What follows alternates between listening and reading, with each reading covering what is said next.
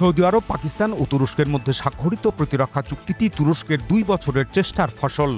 গত 8 আগস্ট তুরস্কের পররাষ্ট্রমন্ত্রী হাকান ফিদান এক সাক্ষাৎকারে জানান, এই নিরাপত্তা চুক্তিতে সব পক্ষকে রাজি করাতে আঙ্কারা গত 2 বছর ধরে চেষ্টা চালিয়ে আসছিল। উল্লেখ্য, মক্কা চুক্তি স্বাক্ষরের জন্য তুরস্কের প্রেসিডেন্ট এরদোগানের সৌদি আরব সফরের সিদ্ধান্তটি শেষ মুহূর্ত পর্যন্ত বেশ গোপন রাখা হয়। এরদোগানের সরকারি সফরসূচিতে আগে থেকেই এই সফরের কোনো উল্লেখ ছিল না, বরং 3 দেশ 4 আগস্ট হঠাৎ সিদ্ধান্ত নেয় যে 7 আগস্ট চুক্তি স্বাক্ষরের অনুষ্ঠান হবে। এভাবে এরদোগানের মক্কা সফর গোপন রাখার কারণ হলো, তুর্কি কর্মকর্তারা আশঙ্কা করেছিলেন যে এরদোগানের সফরসূচি প্রকাশ্যে এলে কিছু প্রভাবশালী শক্তি চুক্তিটিকে বাধাগ্রস্ত করার সুযোগ পেতে পারে। আসলে তাদের এই আশঙ্কার যথেষ্ট কারণও ছিল, কেননা তুরস্কের দীর্ঘদিনের চেষ্টা সত্ত্বেও মিশর এই প্রতিরক্ষা চুক্তিতে শেষ পর্যন্ত যোগ দেয়নি। অথচ গত কয়েক মাস ধরে মিশর, তুরস্ক, পাকিস্তান ও সৌদি আরবের কর্মকর্তারা নিয়মিত বৈঠক করে আসছিলেন। পররাষ্ট্রমন্ত্রী পর্যায়ে এসব আলোচনা চলেছে রিজিওনাল 4 নামে পরিচিত একটি কাঠামোর মাধ্যমে। বিভিন্ন আন্তর্জাতিক গণমাধ্যমে প্রকাশিত তথ্য অনুযায়ী মক্কা চুক্তিতে মিশরকে যুক্ত করার জন্য তুরস্ক যথেষ্ট চেষ্টা করেছিল। এমনকি তুরস্ক আনুষ্ঠানিকভাবেও মিশরকে এতে যোগ দেওয়ার প্রস্তাব দিয়েছিল। তবে এক পর্যায়ে যখন পরিষ্কার হয়ে যায় যে কায়রো এখনই এই চুক্তিতে যোগ দিতে প্রস্তুত নয়, তখন 3 দেশ মিশরকে ছাড়াই এগিয়ে যাওয়ার সিদ্ধান্ত নেয়। বস্তুত তুরস্ক মক্কা চুক্তিতে মিশরকে অন্তর্ভুক্ত করার জন্য নাছোড়বান্দা হওয়ার কারণ হল মিশরের কৌশলগত ভৌগোলিক অবস্থান এবং আঞ্চলিক ভূরাজনীতিতে দেশটির দীর্ঘদিনের অভিজ্ঞতা। সেই সাথে বর্তমানে বিভিন্ন আঞ্চলিক ইস্যুতে তুরস্ক ও কাতারের সঙ্গে মিশরের অবস্থান কাছাকাছি এসেছে।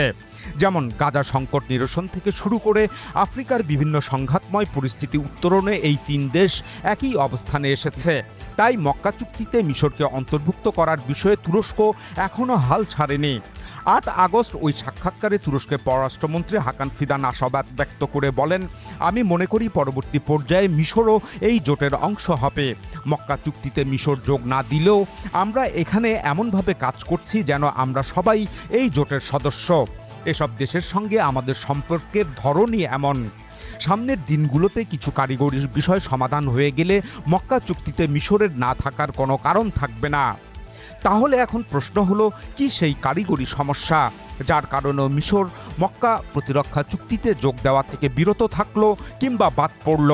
9 আগস্ট মিশরের সংবাদ মাধ্যম মাদা মাসর কয়েকটি সূত্রের বরাত দিয়ে জানায়, কায়রো এই চুক্তিতে যোগ দেওয়ার প্রস্তাব প্রত্যাখ্যান করেছে। রাজনৈতিক বিশ্লেষকরা মনে করেন মিশরের এই সিদ্ধান্তের পেছনের মূল কারণ হলো ইসরায়েল ফ্যাক্টর।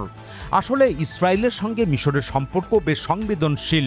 মিশর ইসরায়েলের প্রতিবেশী দেশ, সেই সাথে মিশর ইসরায়েল রাষ্ট্রকে স্বীকৃতি দানকারী আরব বিশ্বের প্রথম দেশ। 1978 সালে এই স্বীকৃতি দানের মাধ্যমে মিশর ও ইসরায়েলের মধ্যে কূটনৈতিক সম্পর্ক স্থাপিত হয়। এরপর 1979 সালে ওয়াশিংটনে 2 দেশের মধ্যে একটি নিরাপত্তা ও শান্তি চুক্তি স্বাক্ষরিত হয়। এই চুক্তির অন্যতম প্রধান শর্ত ছিল 1967 সালের যুদ্ধে দখল করা মিশরের সিনাই উপত্যকা ইসরায়েল পুরোপুরি ফেরত দেবে এবং এক দেশ অপর দেশকে আক্রমণ করবে না, এরকম একটি অনাক্রমণ ধারা ওই চুক্তিতে অন্তর্ভুক্ত হয়। অতঃপর মিশর সিনাই উপত্যকা ফেরত পায় এবং ওই অনাক্রমণ ধারাটি এখনও পর্যন্ত 2 দেশই পালন করে আসছে। এছাড়া 2021 সালে মিশর ও ইসরায়েলের মধ্যে সীমান্ত নিরাপত্তা সংক্রান্ত একটি চুক্তি স্বাক্ষরিত হয়। এসব কারণে তেল আবিবের সঙ্গে সম্পর্ক বজায় রাখার ক্ষেত্রে কায়রো খুব সতর্কতামূলক পন্থা অবলম্বন করে চলে। মিশর চায় না কোনো এক অজুহাতে ইসরায়েল ওই নিরাপত্তা চুক্তি ভেঙে ফেলে তার ওপর আক্রমণ করুক এবং সিনাই উপত্যকা পুনরায় দখল করে নিক। সুতরাং এই অবস্থায় মিশর যদি মক্কা চুক্তিতে যোগ দেয়, তাহলে ইসরায়েলের চাপ সামলাতে হবে। আর বাস্তবিক অর্থেই গত কয়েক মাস ধরে ইসরায়েল মুসলিম দেশগুলোর জোট নিয়ে সতর্কবার্তা জারি করে যাচ্ছিল। গত ফেব্রুয়ারিতে ইসরায়েলের সাবেক প্রধানমন্ত্রী নাফতালি বেনেট, যিনি আগামী দিনের সম্ভাব্য প্রধানমন্ত্রী, তিনি তুরস্কের উদ্দেশ্যে বলেন, তুরস্ক সৌদি আরবকে আমাদের বিরুদ্ধে ঘুরিয়ে দেওয়া এবং পারমাণবিক শক্তিধর পাকিস্তানকে সঙ্গে নিয়ে একটি শত্রু ভাবাপন্ন সুন্নি জোট গড়ে তোলার চেষ্টা করছে। একইভাবে ইসরায়েলের অন্যান্য শীর্ষ কর্মকর্তারাও সতর্ক করতে থাকেন যে একটি নতুন সুন্নি জোট গড়ে উঠছে। তারা বলেন, একসময় ইরানের পরিবর্তে এই নতুন জোটই ইসরায়েলের প্রধান শত্রু হয়ে উঠবে। আর এ ধরনের জোট গঠিত হলে তা সৌদি আরব এবং কাতারের অর্থায়নে বেশ শক্তিশালী হতে পারে। সুতরাং ইসরায়েলের এসব সতর্কবার্তা থেকেই মিশর আগাম অনুভব করে যে মক্কা চুক্তিতে যোগ দিলে পরবর্তীতে তার ওপর ইসরায়েলের বড় ধরনের প্রতিক্রিয়া ও চাপ তৈরি হতে পারে। ফলে শেষ পর্যন্ত সেই ভয়ে ভীত হয়েই মিশর মক্কা চুক্তিতে যোগদান করা থেকে বিরত থাকে। তবে মক্কা চুক্তিতে মিশরের যোগদান না করা নিয়ে অনেক বিশ্লেষক সৌদি আরব এবং সংযুক্ত আরব আমিরাতের মধ্যকার বর্তমান দ্বন্দ্ব থেকে সৃষ্ট পরিস্থিতিকে কারণ হিসাবে মনে করছেন। তাদের মতে বর্তমানে সৌদি আরব ও সংযুক্ত আরব আমিরাতের মধ্যে উত্তেজনা বাড়ছে। সংযুক্ত আরব আমিরাত সৌদি নেতৃত্বাধীন 14টি দেশের সমুদ্র নিরাপত্তা জোটে যোগ দেয়নি, সেই সাথে ত্রিদেশীয় মক্কা চুক্তিরও বিরোধিতা করছে। অন্যদিকে মিশরের সাথে সংযুক্ত আরব আমিরাতের একটি প্রতিরক্ষা চুক্তি রয়েছে। একই সঙ্গে মিশর আরব আমিরাতের আর্থিক সহায়তার ওপরও নির্ভরশীল। সুতরাং এই পরিস্থিতিতে সৌদি আরব এবং সংযুক্ত আরব আমিরাতের মধ্যে মিশর কোন পক্ষকে বেছে নেবে তা নিয়ে সমস্যায় পড়েছে। মিশর এখনই দুই পক্ষের কোনো একটিকে বেছে নিতে চায় না। এ কারণে মিশর আপাতত মক্কা চুক্তির বাইরে থাকার সিদ্ধান্ত নিয়েছে, যাতে চূড়ান্ত সিদ্ধান্ত গ্রহণের আগে চিন্তাভাবনা করার কিছুটা সময় ও সুযোগ পাওয়া যায়। অবশ্য অন্য আরও একটি সমীকরণ মিশরের মাথায় রয়েছে, তা হলো ইসরায়েল ও সংযুক্ত আরব আমিরাত সাম্প্রতিককালে কৌশলগত সামরিক ও অর্থনৈতিক সম্পর্ক বাড়িয়েছে। একইভাবে ইসরায়েল ও সংযুক্ত আরব আমিরাতের সাথে ভারতও কৌশলগত সামরিক ও অর্থনৈতিক সম্পর্ক বাড়িয়েছে। ওদিকে মিশর এখন ভারতের সঙ্গে সামরিক ও বাণিজ্যিক সম্পর্ক গভীর করেছে। সাম্প্রতিক বছরগুলোতে ভারত ও মিশরের মধ্যে বাণিজ্যিক ও সামরিক ক্ষেত্রে কৌশলগত অংশীদারিত্ব গড়ে উঠেছে। 2023 সালে ভারতের প্রধানমন্ত্রী নরেন্দ্র মোদীর মিশর সফর এবং একই বছরে মিশরের প্রেসিডেন্ট সিসি ভারত সফর করেন। এরপর থেকে দুই দেশের সম্পর্ক একটি নতুন উচ্চতায় পৌঁছায়। বিগত 2 বছর ধরে ভারত ও মিশরের প্রতিরক্ষা সম্পর্ক কেবল যৌথ সামরিক মহড়ার মধ্যে সীমাবদ্ধ থাকেনি, বরং তা যৌথভাবে অস্ত্র উৎপাদন ও কৌশলগত সম্পর্কে রূপ নিয়েছে। 2026 সালের এপ্রিলে কায়রোতে অনুষ্ঠিত যৌথ প্রতিরক্ষা কমিটির বৈঠকে দুই দেশ একটি দ্বিপাক্ষিক প্রতিরক্ষা সহযোগিতা চুক্তি অনুমোদন করে। বর্তমানে ভারতের বিমান প্রস্তুতকারক প্রতিষ্ঠানগুলো মিশরের যুদ্ধ বিমান রক্ষণাবেক্ষণের কাজে সহায়তা করছে। এর পাশাপাশি দুই দেশ যৌথ উদ্যোগে গোলাবারুদ ও সামরিক সরঞ্জাম উৎপাদন শুরু করেছে। এছাড়া দুই দেশ দ্বিপাক্ষিক বাণিজ্য বৃদ্ধি এবং ডলার সংকট এড়াতে নতুন অর্থনৈতিক কৌশল গ্রহণ করেছে। 2025-26 অর্থবছরের শেষে দুই দেশের দ্বিপাক্ষিক বাণিজ্য প্রায় $6.5 বিলিয়ন উন্নীত হয়েছে, যা আগামী 5 বছরের মধ্যে $12 বিলিয়ন নিয়ে যাওয়ার যৌথ লক্ষ্যমাত্রা নির্ধারণ করা হয়েছে। এছাড়া মিশরের সুয়েজ খাল অর্থনৈতিক অঞ্চলে ভারতীয় শিল্প পার্ক স্থাপনের কাজ এগিয়ে চলছে। সব মিলিয়ে এসব বহুমুখী সামরিক ও বাণিজ্যিক কর্মকাণ্ডের মাধ্যমে ভারত মধ্যপ্রাচ্য ও আফ্রিকায় প্রবেশের ক্ষেত্রে মিশরকে ব্যবহার করে একটি কৌশলগত পথ নিশ্চিত করতে চায়, আর এর বিনিময়ে মিশরও অর্থনৈতিক ও সামরিক সুবিধা লাভ করতে চায়। সুতরাং বর্তমান সমীকরণটি কার্যত এমন দাঁড়িয়েছে যে একদিকে সৌদি আরব, তুরস্ক এবং পাকিস্তানের প্রতিরক্ষা জোট, আর অন্যদিকে রয়েছে ইসরায়েল, ভারত, সংযুক্ত আরব আমিরাত, গ্রিস এবং দক্ষিণ সাইপ্রাস মিলে একটি অলিখিত অক্ষ। এই অবস্থায় মিশর অপেক্ষা করছে সে কোন দিকে ঝুঁকে পড়বে। তবে বিশ্লেষকদের অনেকেই মক্কা চুক্তিতে মিশরের যোগদান না করার বিষয়টিকে বলছেন সৌদি আরবই বরং মিশরকে মক্কা চুক্তিতে অন্তর্ভুক্ত করার বিরোধিতা করেছিল। তুরস্কের জোরালো প্রচেষ্টা সত্ত্বেও মিশরকে নতুন প্রতিরক্ষা চুক্তিতে নিতে চায়নি সৌদি আরব। এই ঘটনা নিয়ে কয়েকটি আন্তর্জাতিক গণমাধ্যমে প্রতিবেদন প্রকাশিত হয়েছে। সেসব প্রতিবেদনে সৌদি রাজপরিবারের নীতি নির্ধারণী মহলের সাথে এখনও সম্পর্ক রয়েছে এমন একজন সাবেক সিনিয়র উপদেষ্টা সহ বিভিন্ন সৌদি সূত্রকে উদ্ধৃত করা হয়েছে। প্রকাশিত প্রতিবেদনের সূত্রগুলো বলছে, মক্কা চুক্তিতে মিশরকে অন্তর্ভুক্ত করার জন্য আঙ্কারা জোরালো প্রচেষ্টা চালালেও রিয়াদ নতুন এই প্রতিরক্ষা ব্যবস্থায় কায়রোকে নিতে চায়নি।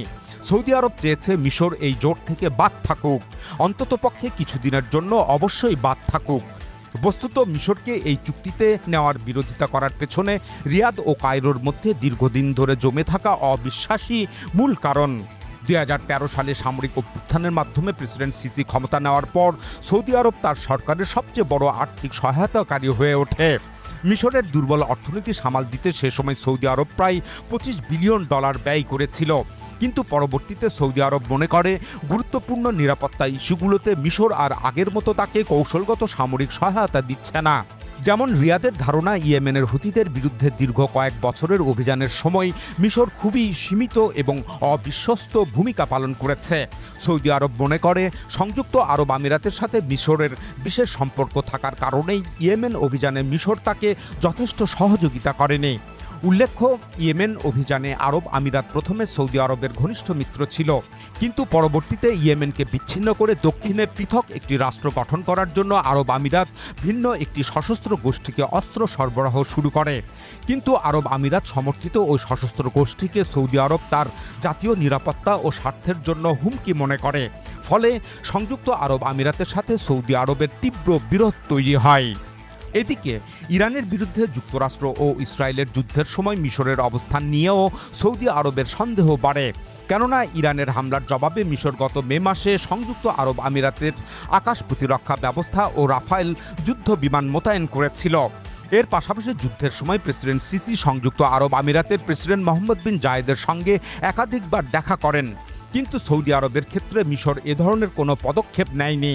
এভাবে আবুধাবির সঙ্গে কায়রোর ঘনিষ্ঠ যোগাযোগ অব্যাহত থাকায় সৌদি আরব মিশরকে আর নির্ভরযোগ্য কৌশলগত অংশীদার ভাবতে পারে না, বরং গভীর সন্দেহ তৈরি হয় এবং প্রেসিডেন্ট সিসির সঙ্গে জায়েদের ঘনিষ্ঠতাই রিয়াদ কায়রোকে অবিশ্বস্ত হিসাবে দেখতে শুরু করে।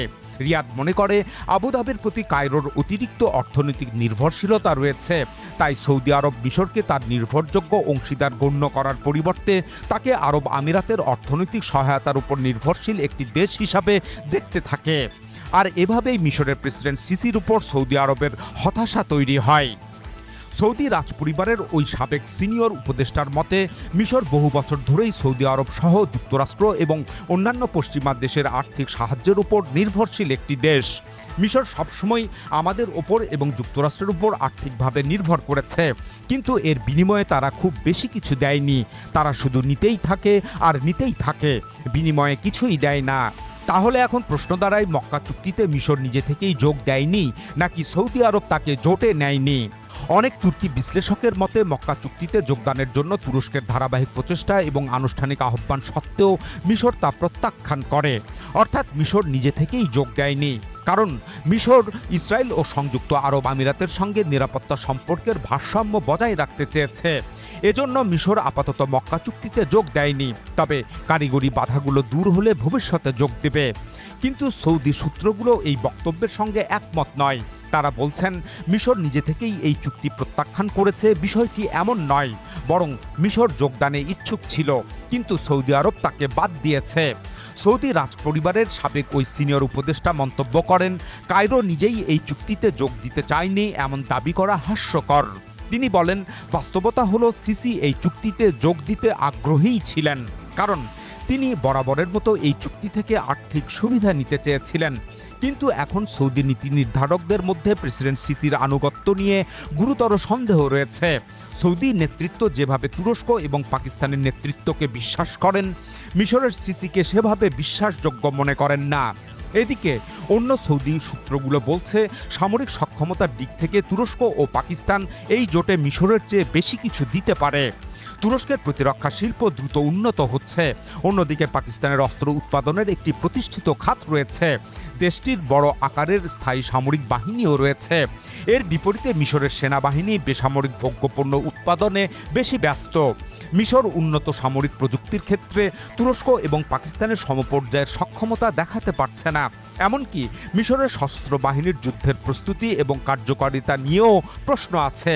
তাই মিশরকে বাদ দেওয়ার সৌদি সিদ্ধান্তর পেছনে শুধুমাত্র মিশরের ভূরাজনৈতিক অবস্থান কাজ করেনি, বরং আসল বিষয় হলো রিয়াদ মূল্যায়ন করেছে যে নতুন একটি আঞ্চলিক নিরাপত্তা ব্যবস্থায় কায়রোর সামরিক শক্তি বাস্তবে কতটা অবদান রাখতে সক্ষম হবে।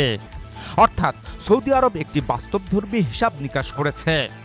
বস্তুত মিশর সম্পর্কে সৌদি আরবের এই চুলচেরা মূল্যায়ন এমন এক সময়ে সামনে এসেছে যখন মধ্যপ্রাচ্যে মিশরের ক্রমান্বয়ে কমে যাওয়া ভূমিকা নিয়ে ব্যাপক আলোচনা চলছে।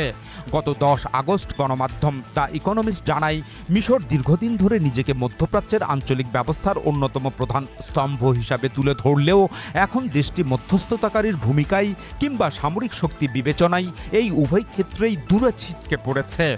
মিশর দশকের পর দশক ধরে উপসাগরীয় দেশগুলোর গুরুত্বপূর্ণ সামরিক অংশীদার ছিল। 1991 সালে ইরাক দখল থেকে কুয়েতকে মুক্ত করার জন্য যুক্তরাষ্ট্রের নেতৃত্বে যে জোট গঠিত হয়েছিল, মিশর সেখানেও গুরুত্বপূর্ণ সামরিক অংশীদার ছিল। কিন্তু এখন পরিস্থিতি বদলেছে। সেই কুয়েত এখন নিজেদের নিরাপত্তার জন্য মিশরের সঙ্গে আগের মতো সামরিক জোটের উপর নির্ভর করার চেয়ে বরং মক্কা চুক্তিতে যোগ দেওয়ার ব্যাপারে বেশি আগ্রহী। এদিকে সৌদি সামাজিক যোগাযোগ মাধ্যমেও মিশরকে এই চুক্তিতে যুক্ত করার বিরোধিতা দেখা গেছে। সৌদি রাজপরিবারপন্থী বেশ কয়েকটি সোশ্যাল অ্যাকাউন্ট এমন কিছু পোস্ট দিয়েছে যেখানে ইঙ্গিত করা হয়েছে যে কায়রোকে এই চুক্তিতে চাওয়া হয়নি। যেমন একটি অ্যাকাউন্টে লেখা হয়, এই জোটের দরজা তাদের জন্য খোলা নয় যারা শুধু নিজেদের সমস্যা সমাধান করতে এবং জোটের সুবিধা নিতে চায়, কিন্তু এই অঞ্চলের একই নিরাপত্তা রক্ষার কাজে অংশ নিতে চায় না। কেউ যদি এই জোটে যোগ দিতে চায় তাহলে তাকে 3টি দেশের অভিন্ন স্বার্থ ভাগ করে নিতে হবে। কাল্পনিক অধিকার দাবি, দয়া দাক্ষিণ্য এবং একতরফাভাবে দিয়ে যাওয়ার যুগ শেষ হয়ে গেছে। তবে এসবের পরও সৌদি সূত্রগুলো জোর দিয়ে বলছে ভবিষ্যতে মিশরের যোগ দেওয়ার দরজা পুরোপুরি বন্ধ হয়ে যায়নি। কিন্তু এই মুহূর্তে রিয়াদের অবস্থান স্পষ্ট। মিশরকে আপাতত এই জোটের বাইরে থাকতে হবে, ভবিষ্যতে সে যোগ দিতে পারবে। আর এই সম্ভাবনাকে বাস্তব রূপদান দিতেই তুর্কি পররাষ্ট্রমন্ত্রী হাকান ফিদান গত 13 আগস্ট কায়রো সফর করেন। হাকান ফিদানি মূলত মক্কা চুক্তির কারিগর। মিশরকে মক্কা চুক্তিতে অন্তর্ভুক্ত করতে তার প্রচেষ্টা অব্যাহত রয়েছে।